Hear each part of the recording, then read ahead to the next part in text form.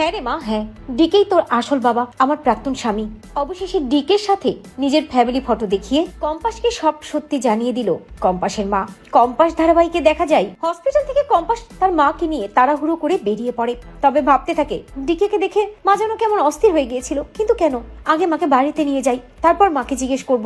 এরপরেই দেখা যায় কম্পাস তার মাকে নিয়ে চৌধুরী বাড়িতে চলে যায় এবং তার মাকে আস্তে আস্তে বিছানার উপর শুইয়েও দেয়। তখন অঞ্জনা অর্থাৎ কম্পাসের মা ভয় পেয়ে যাচ্ছে। কম্পাস তার মাকে একটু জল দেয়। উদ্গ্রীব হয়ে কম্পাস বলতে থাকে, মা তুমি জলটা খাও, তুমি এমন কেন করছো মা?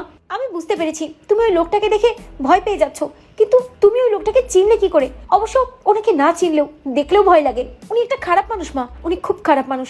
এত বছর ধরে ওনার কথাই অখিলেশ চৌধুরী, অভিজ্ঞান দত্ত এরা আমাদেরকে জিম্মি করে রেখেছিল, আমার বাবাকে কিডন্যাপ করে রেখেছিল।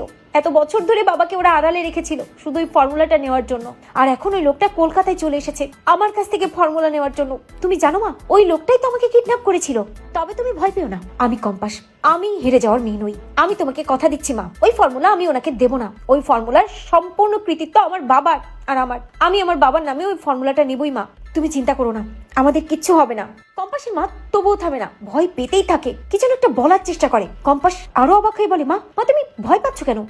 তুমি কিছু বলতে চাইছো? তুমি কি বলবে মা? কম্পাসের মা আঙুল উঁচু করে কিছু একটা দেখাই। কম্পাস বুঝতে পারে না কি দেখাচ্ছে তার মা। কম্পাস তার মাকে বলে, মা তুমি কি দেখাচ্ছ? কিছু নিয়ে আসতে বলছো? কি নিয়ে আসতে বলছো? এই বলেই কম্পাস পিছনে তাকিয়ে দেখে যে দূরে একটা ব্যাগ রাখা আছে। কম্পাসের মা ওই ব্যাগটার দিকেই আঙুল তুলে দেখাচ্ছে। কম্পাস তার মাকে বলে, মা তুমি কি আমাকে ওই ব্যাগটা নিয়ে আসতে বলছো? আমি তোমাকে এনে দিচ্ছি, তুমি এত ভয় পেও না মা। কিন্তু কি আছে ওই ব্যাগে? এখন কেন ব্যাগটা নিয়ে আসতে বলছো?